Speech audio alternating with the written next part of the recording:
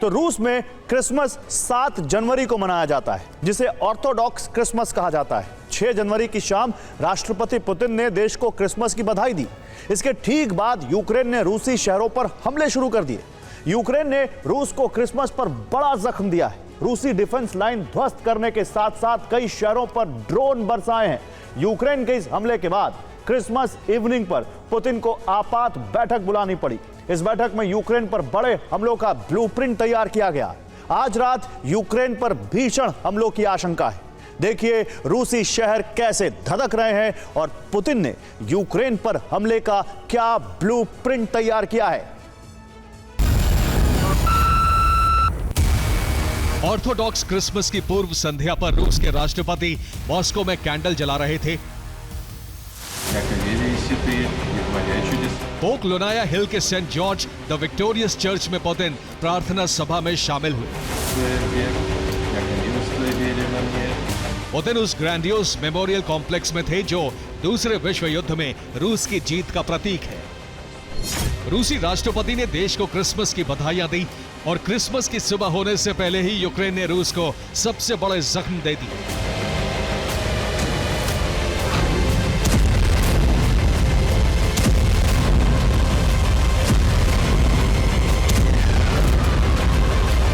जब Putin Christmas की तैयारी कर रहे थे, उसी वक्त यूक्रेन ने रूस के सीमाई शहर बेलगोरोद पर ड्रोन हमले शुरू कर दिए। इसके साथ ही 6 जनवरी को यूक्रेन ने रूस के 6 एयर डिफेंस सिस्टम हमले करके नष्ट कर दिए। रूसी रेलवे ट्रैक को ध्वस्त करने के लिए यूक्रेनी एजेंट्स ने धमाके करके ट्रैक उड़ा दिए। क्रिसमस की पूर्व संध्या पर रूस के नियंत्रण वाले यूक्रेनी इलाकों से लेकर रूसी शहरों तक बारूद बरसाया गया। यूक्रेन ने सबसे पहले रूस के सीमाई शहर बेलगोरोद को टारगेट बनाया। बेलगोरोद में यूक्रेन का ड्रोन एक सिविलियन कार पर गिरा। इस ड्रोन हमले से कार का अगला हिस्सा क्षतिग्रस्त हो गया और इसके बाद पूरी कार धधकने लगी। यूक्रेनी फौज ने पुतिन की डिफेंस लाइन को ध्वस्त करने के लिए कोऑर्डिनेटेड हमले किए और इनका टारगेट बने रूस के एडवांस्ड डिफेंस सिस्टम। यूक्रेन ने 6 जनवरी को रूस के 6 डिफेंस सिस्टम नष्ट कर दिए। इनमें 2 पंजशीर S-1 सिस्टम है, एक anti aircraft gun and missile defence system ओसा है। इसके साथ ही यूक्रेनी हमले में रूस के 2 S-300 advanced air defence system भी खाक हो गए। इन सभी सिस्टम की कीमत 3000 करोड़ रुपए है।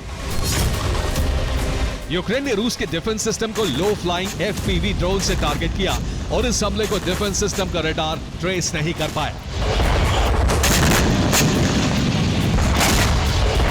इसके साथ ही यूक्रेन ने रूस के नियंत्रण वाले ज़पोरिज़िया न्यूक्लियर पावर प्लांट पर भी जबरदस्त हमले किए।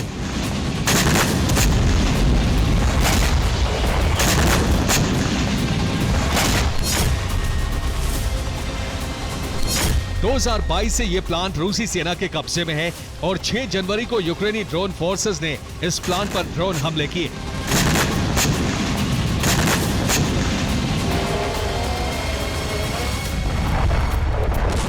यूक्रेन ने ज़पोरिज़िया प्लांट पर 48 ड्रोन हमले किए। रूस का दावा है कि प्लांट तक पहुंचने से पहले ही ज्यादातर ड्रोन हवा में नष्ट कर दिए गए। 8 ड्रोन न्यूक्लियर प्लांट के परिसर में गिरे। रूस ने कहा है कि इन हमलों से कोई नुकसान नहीं हुआ। प्लांट के अंदर रेडिएशन का स्तर सामान्य है। यूक्रेन के हमले से यूरोप और रूस पर एटमी संकट के बादल मंडराने लगे। यूक्रेन के इन हमलों के बाद पुतिन ने आपात बैठक बुलाई।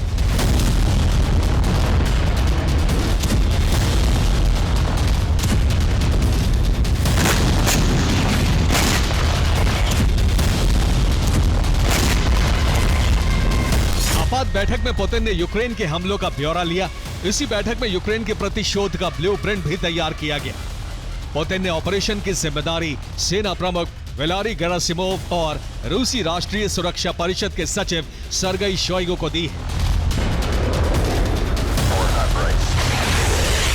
माना जा रहा है कि ऑर्थोडॉक्स क्रिसमस की रात यानी 7 जनवरी की रात यूक्रेन पर बड़े हमले किए जा सकते हैं और इनका टारगेट पश्चिमी देशों के हथियार गोदाम सहित यूक्रेन के ड्रोन और मिसाइल लॉन्च सेंटर हो सकते हैं।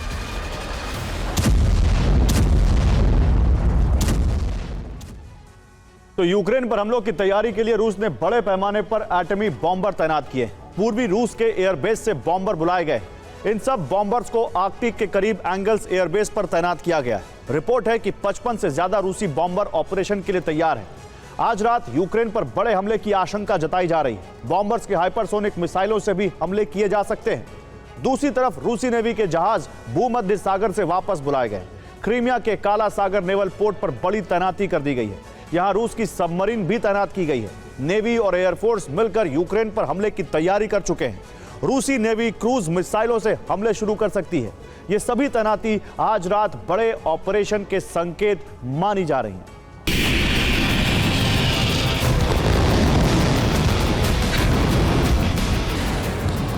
कहा यह भी जा रहा है कि क्रिसमस पर किए गए हमलों का बदला ऑरिशनिक जैसे घातक हमलों से भी लिया जा सकता है।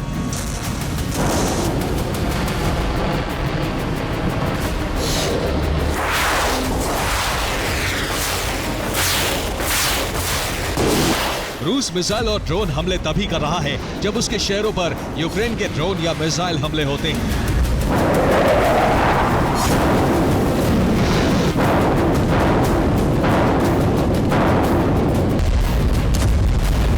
फिलहाल रूस का फोकस ग्राउंड ऑपरेशन पर है, क्योंकि ट्रंप की वापसी से पहले रूस बड़े पैमाने पर यूक्रेनी जमीन जीतना चाहता है।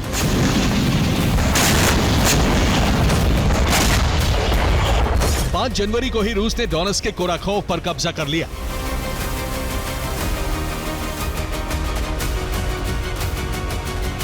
अब रूसी सेना पूर्वी यूक्रेन की इंडस्ट्रियल हार्ट कही जाने वाली सिटी निप्रोपेट्रोवस्क से 32 किलोमीटर दूर है।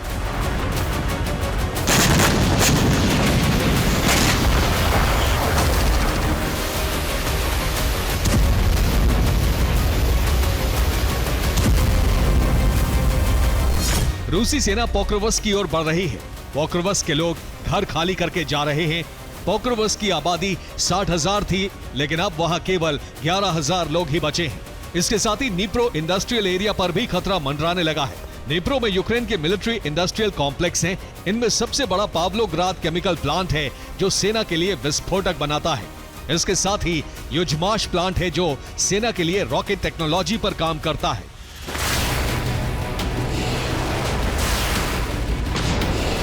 निप्रो पर कब्जा होते ही रूस यूक्रेनी सेना के अहम ठिकानों पर नियंत्रण कर लेगा। 6 जनवरी को रूस ने यूक्रेन की फ्रंट लाइन पर भीषण हमले किए।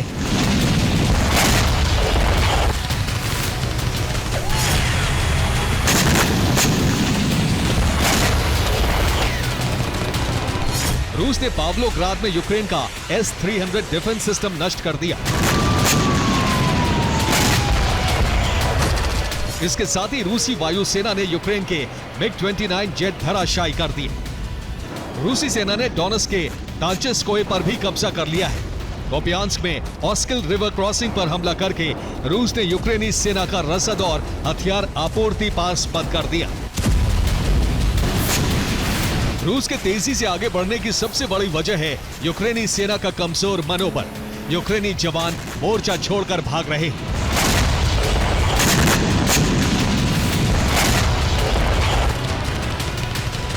फ्रांस से ट्रेनिंग लेकर लौटे 1700 यूक्रेनी पोक्रोवस्क मोर्चा छोड़कर भाग गए।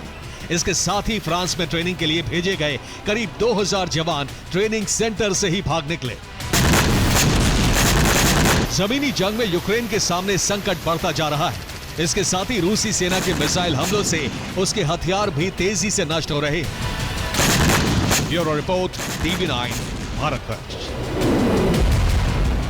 और देखिए, कुर्स्क में यूक्रेनी शेमेरा यूनिट के हमले से जुड़ी बड़ी खबर है। 4 रूसी सैन्य वाहन ड्रोन हमले में नष्ट हो गए। 7 दिन में रूस के 27 सैन्य वाहन भस्म।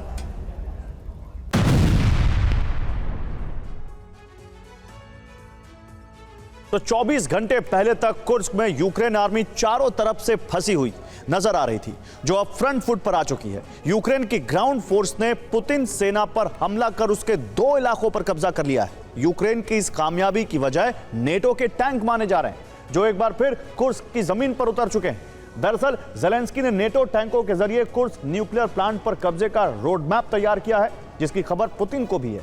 रूसी राष्ट्रपति ने कुर्स्क में अपने टॉप कमांडर को भेजा है, जिसने 1 हफ्ते में कुर्स्क को यूक्रेन सेना का स्मशान बनाने का आदेश दे दिया है। ब्रिटेन की स्टॉर्म शैडो से कुर्स्क में मौजूद रूसी सैनिकों को दहलाया। लेकिन कब्जे के बाद यूक्रेन लगातार कुर्स्क की जमीन गंवाता जा रहा था, मगर अब बाजी एक बार फिर पलटने लगी है।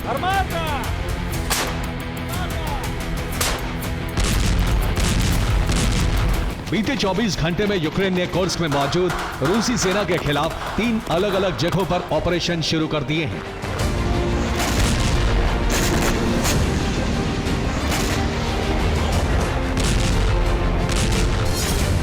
यूक्रेन ने कुर्स्क के मलाया लोकन्या, बोल्शोई सोल्दात्यकोय और बर्दिन पर बड़ा हमला किया है। हमले के बाद यहां मौजूद 2 गांवों पर कब्जा कर लिया है। दावा है कि यूक्रेन ने हमले में रूस के 3 बटालियन खत्म कर दी, वहीं 16 टैंक तबाह कर दिए हैं।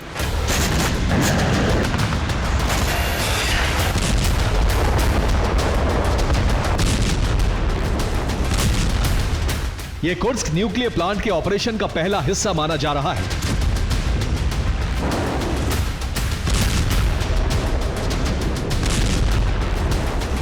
दरअसल ज़ेलेंस्की ने कुर्स्क न्यूक्लियर प्लांट पर कब्जे की आखिरी जंग शुरू कर दी है और ये उसी की पहली किश्त है।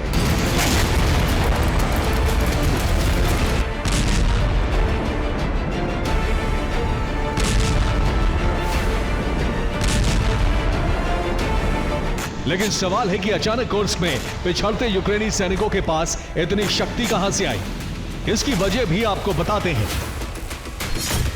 ज़ेलेंस्की ने कुर्स्क के मैदान में अमेरिकी अब्राम्स टैंक, ब्रिटेन के चैलेंजर 2 टैंक और जर्मनी के शक्तिशाली लेपर्ड टैंक को उतार दिया है, जो इस वक्त कुर्स्क की जमीन पर रूसी सैनिकों को रौंदते हुए आगे बढ़ रहे हैं।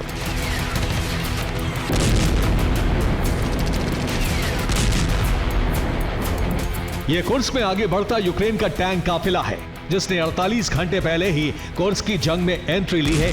दावा है कि इसमें अब्राम्स और चैलेंजर 2 जैसे टैंक शामिल हैं।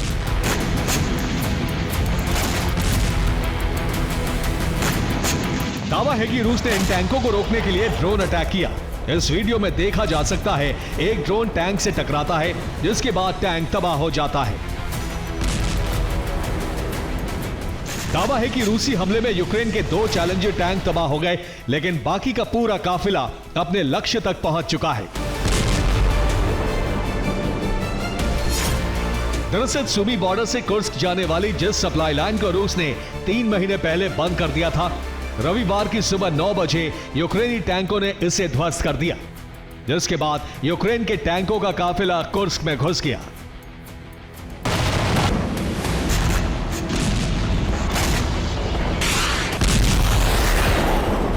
हालांकि रूस ने बॉर्डर पर डैमेज कंट्रोल करते हुए एक बार फिर इस इलाके पर कंट्रोल कर लिया है।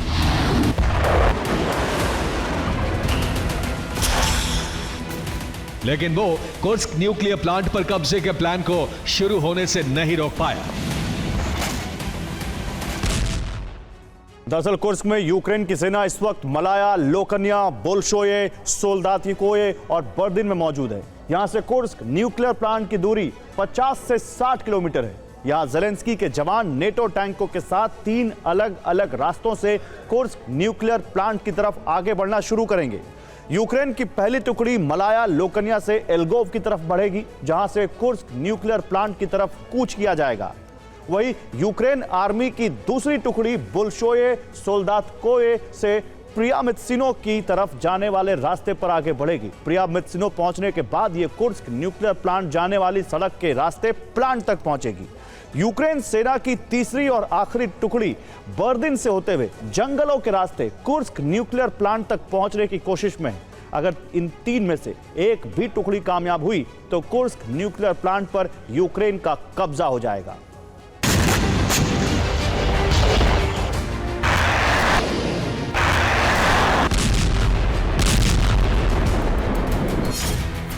पुतिन भी ज़ेलेंस्की के इस प्लान से वाकिफ हैं। उन्होंने ज़ेलेंस्की के षड्यंत्र को ध्वस्त करने के लिए अपने टॉप जनरल और देश के उप रक्षा मंत्री यूनुस बेक येवकोरोव को कुर्स्क भेज दिया है। यूनुस येवकोरोव ने कुर्स्क में मौजूद रूसी कमांडर्स के साथ बैठक की। येवकोरोव ने कमांडर्स के साथ न्यूक्लियर प्लांट की सुरक्षा पर चर्चा की। उन्होंने यूक्रेनी कब्जे वाले इलाके से कुर्स्क न्यूक्लियर प्लांट तक के इलाके को खाली करवाने का आदेश दिया है ताकि रूस इस पूरे इलाके को कब्रिस्तान बना सके।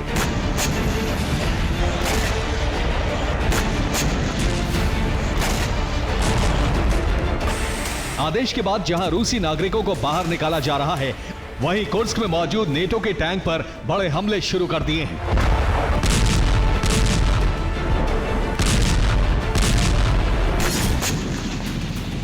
कुर्स्क में मौजूद ये यूक्रेन का चैलेंजर टैंक है जिस पर रूस ने ड्रोन से बम गिराया, जिसके बाद यूक्रेनी सैनिक टैंक छोड़कर भागते नजर आए। ये वीडियो भी कुर्स्क का है जहां रूस ने यूक्रेनी टैंक को तबाह कर दिया। रूस ने सुज्जा में मौजूद यूक्रेनी सैन्य बेस पर मिसाइल से हमला किया, जिसके बाद जबरदस्त धमाका देखा गया।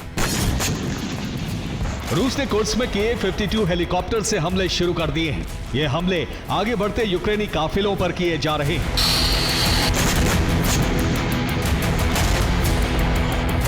रूसी दावों के मुताबिक हमले में यूक्रेन को काफी नुकसान पहुंचा है।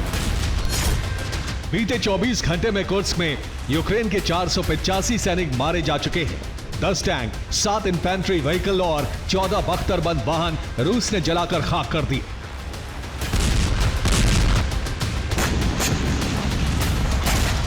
हालांकि यूक्रेन को हुए नुकसान के बाद भी पुतिन बौखलाए हुए हैं, जिसकी एक वजह वहां कुर्स्क में मौजूद नेटो के टैंक हैं।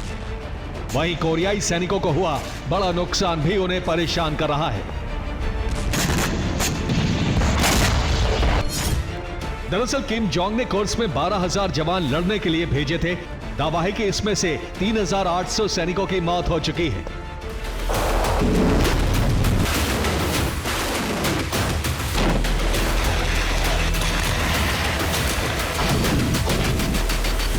अब दावा है कि किम जोंग कुर्स्क में 40,000 जवान भेजने वाले हैं। माना जा रहा है कि पुतिन इन सैनिकों को न्यूक्लियर प्लांट की तरफ बढ़ते यूक्रेनी सैनिकों को रोकने के अभियान में लगाने वाले हैं।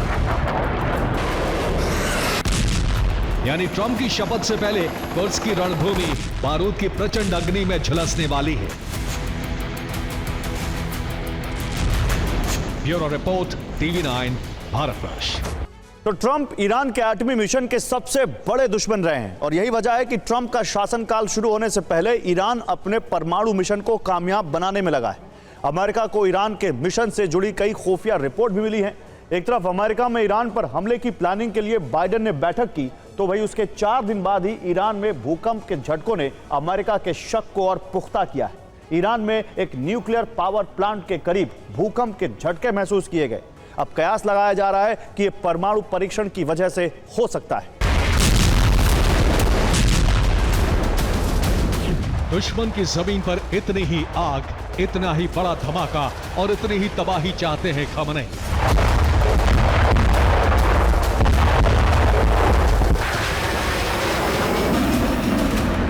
खमनेई का सबसे बड़ा ख्वाब ईरानी वैज्ञानिकों की सबसे बड़ी हसरत और ईरान की सेना की सबसे बड़ी जरूरत।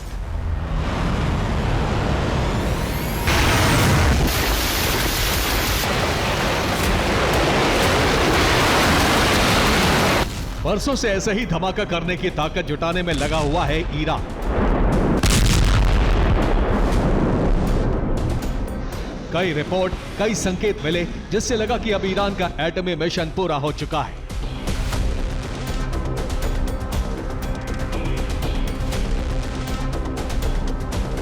कई बार अंदेशा जताया गया कि ईरान के पहाड़ों के नीचे मौजूद न्यूक्लियर ठिकानों में एटम बम तैयार हो चुका है।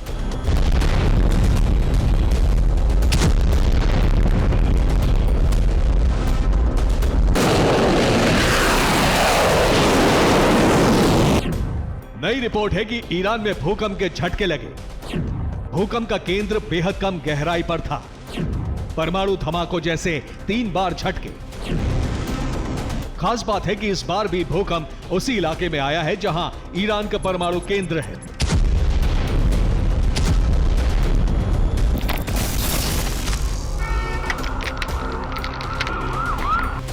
विशेषज्ञों के मुताबिक अमेरिका में ट्रंप के चुनाव जीतने के बाद ईरान में एटमी मिशन को तेज करने का दबाव है।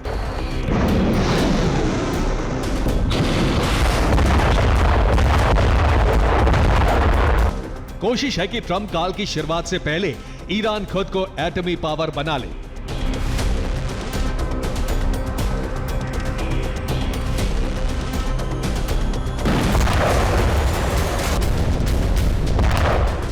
ईरान पर इजरायल के एयर स्ट्राइक के बाद से ही ईरान जल्द से जल्द परमाणु बम बनाने में जुटा है।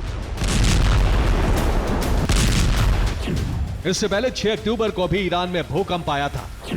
तब ईरान ने भूकंप की खबरों को दबाने की कोशिश की थी, लेकिन आर्मीनिया की सीस्मिक स्टेशन ने 4.6 भूकंप का खुलासा किया था।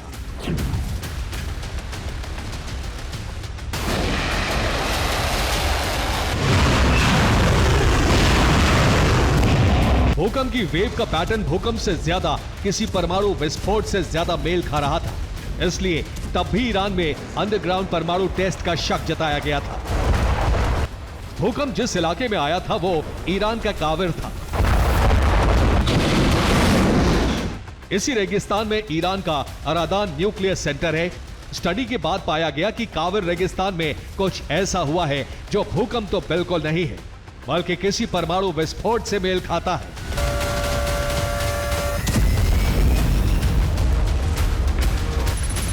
सोमवार को ईरान में आए भूकंप की डिटेल निकाली गई है। यह भी आमतौर पर होने वाले भूकंप के झटकों से थोड़ा अलग है।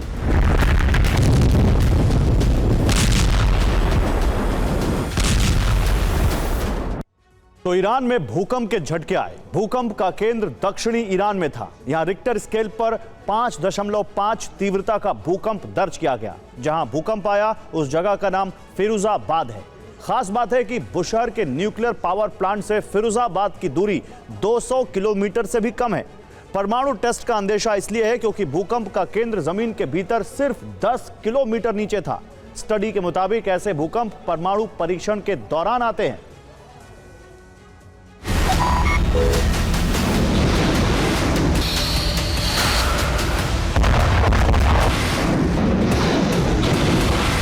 ईरान जो कर रहा है बेहद सीक्रेट तरीके से कर रहा है, लेकिन ईरान पर इजरायली खुफिया एजेंसियों के साथ ही अमेरिका की भी नजर है। इसलिए ईरान की हर हरकत का खुलासा हो रहा है और ईरान पर अमेरिका हमले की भी योजना बना रहा है।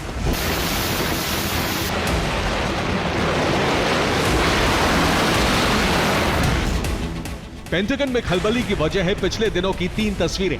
पहली तस्वीर इस्फहान से आई है। इसमें परमाणु केंद्र के पास एक तेज आवाज के साथ विस्फोट होता है। कई किलोमीटर दूर से एक रोशनी दिखती है। इसी तरह नतांज के पास अंडरग्राउंड धमाका होता है, जिसकी आवाज काफी दूर तक सुनाई देती है। इसके बाद काविर रेगिस्तान में मौजूद अरादान न्यूक्लियर रिएक्टर के पास भूकंप आया। अमेरिका को ईरान के परमाणु मिशन को लेकर लगातार खुफिया रिपोर्ट मिल रही है। ईरान क्या कुछ कर रहा है इसका अंदाजा इसी बात से लगाया जा सकता है। इसी हफ्ते बाइडेन ने बैठक बुलाई। ईरान के परमाणु मिशन की समीक्षा हुई। ईरान पर सीधा प्रहार करने पर विचार हुआ। ईरान पर बाइडेन ने सलाहकारों से राय ली। ईरान को भी इसका अंदाजा है कि ट्रंप के राष्ट्रपति बनते ही अमेरिका ईरान के एटमी मिशन के खिलाफ अभियान छेड़ सकता है।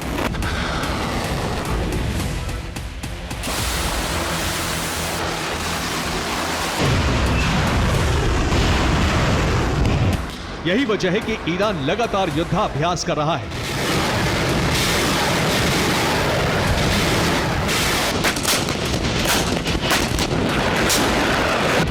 ईरान ने हॉर्मुज स्ट्रेट में युद्धाभ्यास शुरू किया है।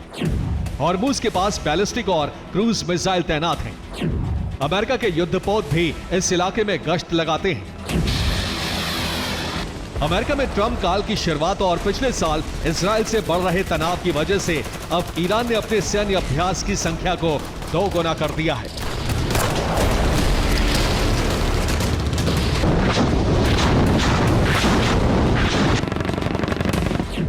ईरान जल थल नभ में युद्धाभ्यास की शुरुआत कर चुका है। जनवरी से लेकर मार्च तक ईरान युद्धाभ्यास करेगा। इस दौरान कुल 30 युद्धाभ्यास करने का टारगेट है। ईरान की सेना नतांज परमाणु ठिकाने के पास अभ्यास करेगी। यह यूरेनियम संवर्धन के लिए अहम जगह है। हालांकि माना जाता है कि ऐसे अभ्यास का आयोजन ईरान जानबूझकर करता है ताकि दुनिया का ध्यान ईरान के एटमी मिशन से हटाया जा सके।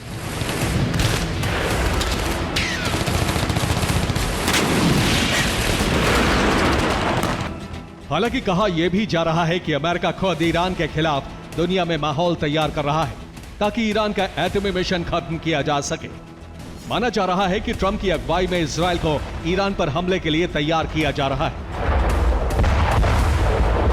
ये दावे इसलिए हैं क्योंकि इजरायल को हथियारों की नई खेप भेजी जा रही है। Bureau report, TV9 Bharat. और एक बड़ी खबर और आ रही है, यूक्रेन ने बना लिया है नया नेवल ड्रोन। 40 किलोमीटर प्रति घंटे की रफ्तार से करेगा हमला। 3 किलो विस्फोटक ले जाने की क्षमता है।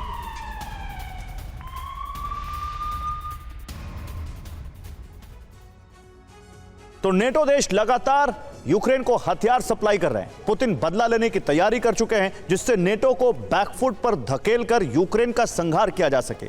इसके अलावा पुतिन ने काला सागर की तरह ही बाल्टिक और आर्कटिक के लिए नया ब्लूप्रिंट बनाया है जिससे दोनों ही जगहों पर रूस का दबदबा कायम किया जा सके। पुतिन के ब्लूप्रिंट पर नेटो की बेचैनी बढ़ गई है। नेटो ने बाल्टिक से लेकर आर्कटिक तक घेराबंदी शुरू कर दी है जिसको रोकने के लिए पुतिन ने कई ऐसे फैसले लिए हैं जो यूरोप को महायुद्ध की आग में झोंक सकता है। यानी रूस नेटो में टकराव बढ़ रहा है जिसमें सीधे युद्ध का अंदेशा भी बढ़ गया है। रूस यूक्रेन युद्ध का अगला चरण शुरू हो चुका है। साल की शुरुआत में ही संकेत मिलने लगे हैं कि यह युद्ध पूरे यूरोप में विनाश का कारण बन सकता है।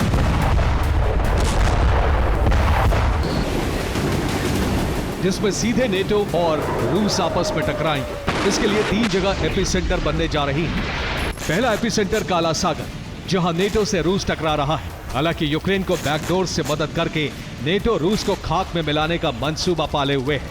जबकि दूसरा एपिसेंटर है बाल्टिक सागर, जहां नेटो अपना दबदबा बढ़ाने के लिए बाल्टिक सागर से लगे देशों को हथियार पहुंचा रहा है, बल्कि वहां बेस बनाकर रूस को चुनौती दे रहा है। तीसरा एपिसेंटर आर्कटिक बनने जा रहा है। नेटो को खतरा है कि आर्कटिक में मौजूद रूसी बेस से हमला हो सकता है, इसलिए नेटो में वॉरशिप और सबमरीन तैनात की है।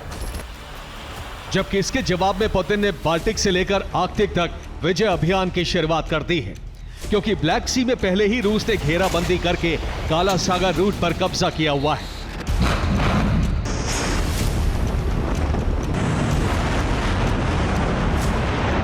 बाल्टिक और आर्कटिक में नेटो के षड्यंत्र के बारे में रूस की खुफिया एजेंसी ने एक रिपोर्ट तैयार की है। इस रिपोर्ट में नेटो की हर गतिविधि के बारे में जानकारी। वॉर रूम में पुतिन ने रिपोर्ट की स्टडी की, जिसके बाद नेटो को बाल्टिक और आर्कटिक से पीछे धकेलने का ब्लूप्रिंट बनाने का निर्देश क्रेमलिन को दे दिया गया है। काला सागर जैसा दबदबा पुतिन बाल्टिक सागर में भी चाहते हैं, जबकि आर्कटिक में रूस पहले से ही मजबूत स्थिति में है।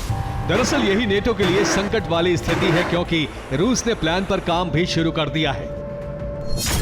अभी 3 बड़े स्टेप रूस ने उठाए हैं। पहला स्टेप है जिसमें भूमध्य सागर में तैनात युद्धपोत और सबमरीन बाल्टिक सागर भेजे जा रहे हैं। जबकि दूसरा स्टेप है रूस बाल्टिक में सुरक्षा घेरा तैयार कर रहा है, जिसमें नेटो शिप की एंट्री पर रोक लगा दी है। तीसरा स्टेप है आर्कटिक रीजन में मौजूद आइस ब्रेकर शिप को ग्रीनलैंड की तरफ रवाना कर दिया है। इसके अलावा चौथा स्टेप है पुतिन ने आर्कटिक में मौजूद अपने सैन्य ठिकाने वॉर रेडी मोड पर डाल दिए हैं। पुतिन ऐसे ब्लूप्रिंट पर काम कर रहे हैं जिससे बाल्टिक से लेकर आर्कटिक तक नेटो के नेटवर्क को खत्म किया जा सके। रूस बाल्टिक रीजन में मौजूद देशों की गैस सप्लाई पूरी तरह से बाधित कर देना चाहता है। साथ ही समंदर में मौजूद पावर और इंटरनेट केबल भी काटकर उन्हें संकट की स्थिति में डाल देना चाहता है। इसके लिए नेटो को जिम्मेदार ठहराएगा, जिससे यूरोप के देशों में टकराव बढ़ने के आसार हैं। वैसे भी 2 मुद्दों पर नेटो देशों में दरार पड़ चुकी है।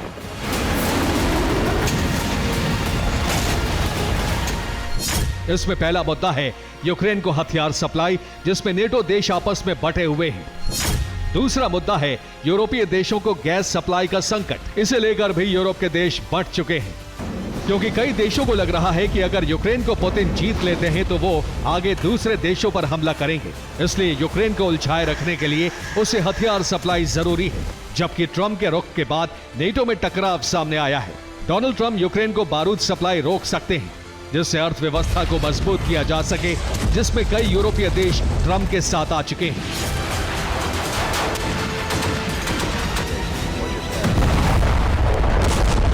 नेटो में पड़ी दरार का फायदा उठाने के लिए पुतिन ने बाल्टिक से लेकर आर्कटिक तक प्लान बना लिया है, जिससे नेटो का दबदबा कम किया जा सके। और अमेरिकी यूएसएस ट्रूमैन सही सलामत। यूएस नेवी ने ट्रूमैन की तस्वीरें जारी की। पुतिन ने मिसाइल हमले का दावा किया, लेकिन ये तस्वीरें जारी की गई हैं यूएस नेवी की तरफ से जो बता रही हैं कि सही सलामत है यूएसएस ट्रूमैन। एयरक्राफ्ट कैरियर को कोई नुकसान नहीं।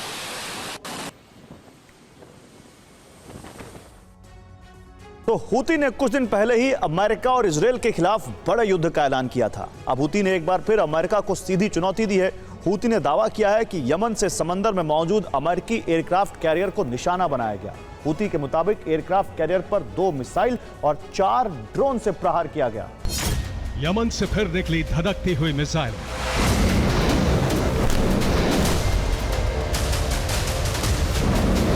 एक बार फिर लाल सागर के ऊपर उड़े हूती के ड्रोन। टारगेट पर था यमन की जमीन को कई बार भस्म करने वाला एक एयरक्राफ्ट कैरियर।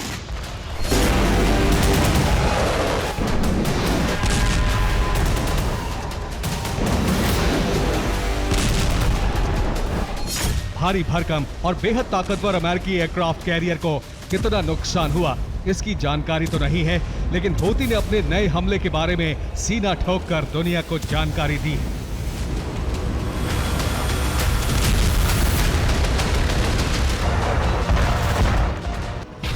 हूती के दावे के मुताबिक यूएस के एयरक्राफ्ट कैरियर को निशाना बनाया गया है। अमेरिकी एयरक्राफ्ट कैरियर का नाम यूएसएस हैरी ट्रूमैन है। हूती ने 2 क्रूज मिसाइल और 4 ड्रोन से एयरक्राफ्ट कैरियर पर हमला किया।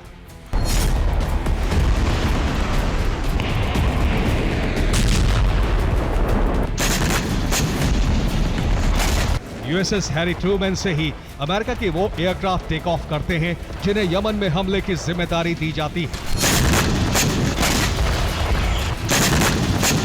यही वजह है कि हूती ने इस एयरक्राफ्ट कैरियर को निशाना बनाने की कोशिश की है।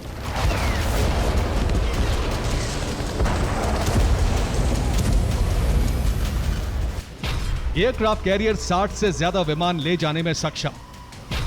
FA-18 hornet, FA-18EF super hornet विमान तैनात रहते हैं। ट्रूमैन एयरक्राफ्ट कैरियर कई सैन्य उपकरणों से लैस है।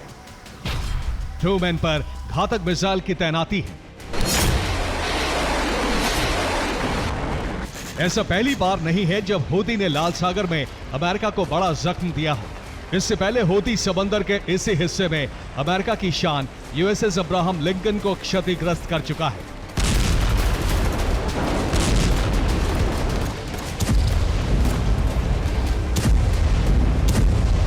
इजरायली मीडिया रिपोर्ट्स की माने तो अब अमेरिका हूती के खतरे को हमेशा के लिए खत्म करने की तैयारी में है।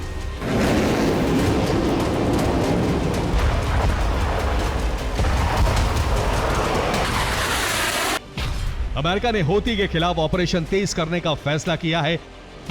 इसकी वजह लाल सागर में बढ़ते हूती के हमले हैं, जिसकी वजह से मालवाहक कंपनियां इस इलाके से अपने जहाज भेजने से कतरा रही हैं। जंग शुरू होने के बाद से लाल सागर से निकलने वाले व्यावसायिक जहाजों की संख्या में 56% की कमी आई है। अमेरिका भले ही हूती के खिलाफ बड़े एक्शन की तैयारी में है, लेकिन हूती अपने फैसले पर अडिग है।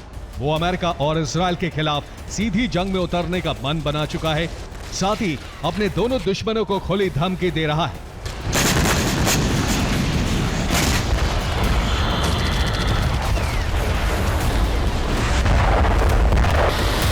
हूती के इन हौसलों का कारण रूसी राष्ट्रपति व्लादिमीर पुतिन को माना जा रहा है। सीरिया में तख्ता पलट हो चुका है, जिसके साथ ही अरब से रूस का प्रभाव भी खत्म हो रहा है। फिलहाल रूस अरब में अपनी जमीन तलाश रहा है। माना जा रहा है कि रूस यमन को हथियारों की सप्लाई कर रहा है। ताकि हूती और यमन के जरिए अरब में अपने प्रभाव को कायम रख सके।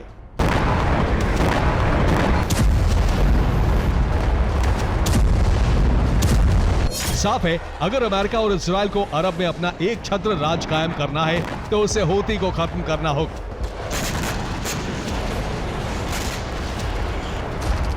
जिसकी तैयारी दोनों मुल्क कर भी चुके हैं, यानी आने वाले दिनों में अरब का यह हिस्सा युद्ध की भीषण आग में झुलस सकता है।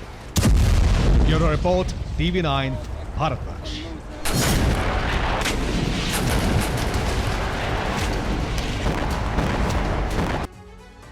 और बीते साल 19 जून को रूसी राष्ट्रपति और किम जोंग की मुलाकात प्योंगयांग में हुई थी। अब इसी प्योंगयांग में किम ने हाइपरसोनिक मिसाइल का परीक्षण किया है। उत्तर कोरिया का दावा है कि यह टेस्ट पूरी तरह से सफल रहा। अमेरिका का दावा है कि किम को हाइपरसोनिक शक्ति रूस से मिली है।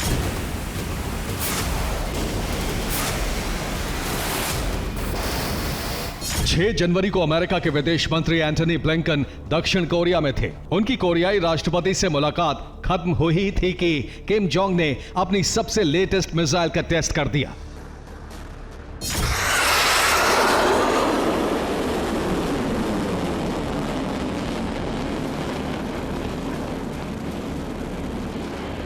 यह किम जोंग की घातक हाइपरसोनिक बैलिस्टिक मिसाइल है जिसे प्योंगयांग से दागा गया।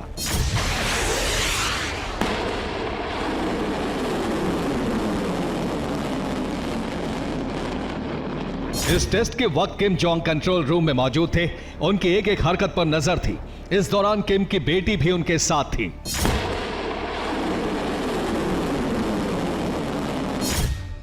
किम जोंग ने हाइपरसोनिक मिसाइल का टेस्ट 6 जनवरी को दोपहर 12:01 पर किया। यह किम की मध्यम दूरी की हाइपरसोनिक मिसाइल है। मिसाइल को प्योंगयांग से दागा गया। यह 1100 किलोमीटर दूर जापान के एक्सक्लूसिव इकोनॉमिक जोन में जाकर गिरी।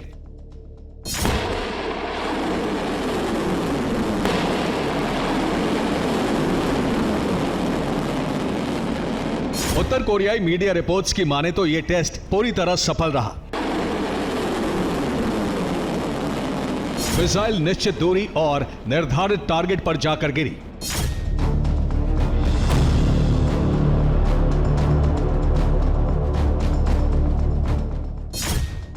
रिपोर्ट्स के मुताबिक किम की हाइपरसोनिक मिसाइल की रफ्तार 15,000 किलोमीटर है। वहीं इसकी रेंज 1500 किलोमीटर होने का दावा किया गया है। दावा यह भी है कि इस मिसाइल को दुनिया का कोई डिफेंस सिस्टम पकड़ नहीं सकता।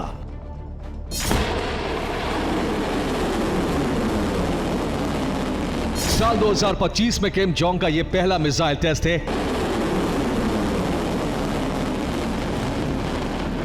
इससे पहले 2024 में किम ने इस मिसाइल का 2 बार टेस्ट किया था।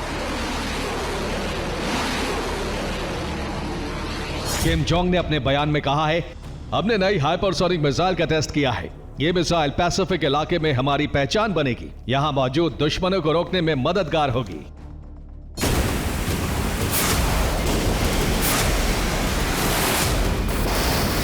किम जोंग के इस बयान ने दक्षिण कोरिया और जापान से लेकर वॉशिंगटन तक हड़कंप मचा दिया है। इस मिसाइल को अमेरिका के लिए बड़ी चुनौती माना जा रहा है। दरअसल किम जोंग ने इस टेस्ट का दिन और वक्त वो चुना जब अमेरिकी विदेश मंत्री दक्षिण कोरिया में मौजूद थे और उनकी मीटिंग खत्म ही हुई थी। दावा है कि किम जोंग ने इस मिसाइल टेस्ट के जरिए अमेरिका को मैसेज देने की कोशिश की है कि वो अमेरिका से रत्ती भर भी नहीं डरते।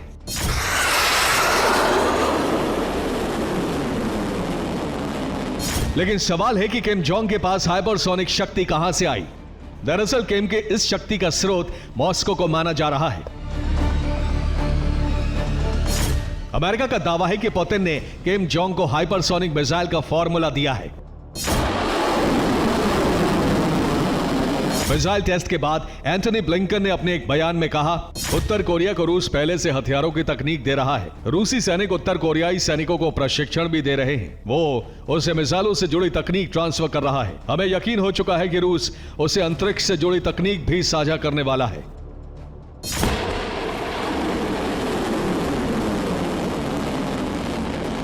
दरअसल बीते साल 19 जून को रूसी राष्ट्रपति व्लादिमीर पुतिन उत्तर कोरिया में किम जोंग उन से मिलने पहुंचे थे।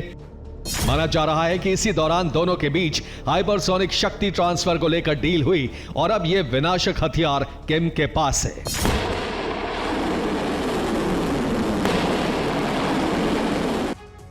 और कोविड जैसे लक्षण वाला वायरस HMP चीन के बाद कई देशों में फैल चुका है। चीन के कई शहरों में हेल्थ इमरजेंसी लगाने का दावा कई रिपोर्ट्स में किया जा रहा है। भारत में भी 8 केस आ चुके हैं। सवाल उठ रहा है, क्या दुनिया फिर से कोविड जैसे खतरनाक वायरस के खतरे में घिरने वाली है?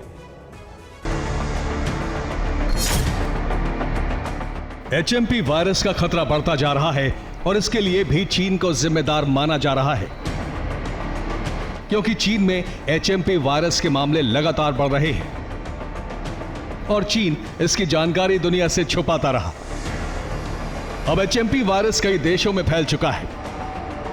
भारत में भी पिछले 24 घंटे में इसके 8 मामले सामने आ चुके हैं। महाराष्ट्र के नागपुर में 2 केस सामने आए हैं, जिसमें एक 13 साल की लड़की और 7 साल का लड़का HMP से संक्रमित है।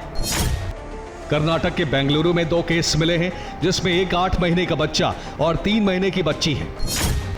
तमिलनाडु में भी 2 मामले मिले हैं, जिसमें चेन्नई में एक 69 साल के बुजुर्ग HMP पॉजिटिव मिले, जबकि सलेम में एक 45 साल का शख्स इस वायरस से संक्रमित मिला। कोलकाता में 5 महीने के बच्चे में HMP के लक्षण मिले, जबकि अहमदाबाद में 2 महीने का बच्चा भी HMP से संक्रमित है। सिर्फ भारत ही नहीं, बल्कि कई देशों में HMP तेजी से फैल रहा है। चीन के अस्पतालों में भीड़ बढ़ती जा रही है। हालांकि चीन का कहना है मरीजों में दूसरे फ्लू के संक्रमित भी हैं। चीन के झिचियांग के हेल्थ सेंटर में एक दिन में ही इतने बुखार के रोगी पहुंच गए जितने पिछले 7 दिन में आए थे। चीन में सबसे ज्यादा मामले हैं, लेकिन चीन अभी तक इसकी जानकारी नहीं बता रहा है, जबकि वुहान में स्कूल कॉलेज बंद कर दिए गए हैं। कहा जा रहा है चीन में अचानक से HMP के मामलों की संख्या पिछले 10 दिनों में 529 गुना तेजी से बढ़ी है, जबकि मलेशिया में पिछले साल 327 मामले सामने आ चुके हैं, जो साल 2023 की तुलना में 45% ज्यादा है। कजाकिस्तान में 8,360 लोगों ने टेस्ट कराया, जिसमें से 30 लोग संक्रमित पाए गए, जबकि ब्रिटेन की हेल्थ एजेंसी ने दावा किया है कि साल 2023 के मुकाबले साल 2024 में HMP के 4.53% मामले ज्यादा मिले हैं। इसी तरह जापान, ताइवान और कंबोडिया में अलर्ट जारी कर दिया गया है, क्योंकि कई लोगों में HMP संक्रमण जैसे लक्ष्य दिखाई दिए हैं।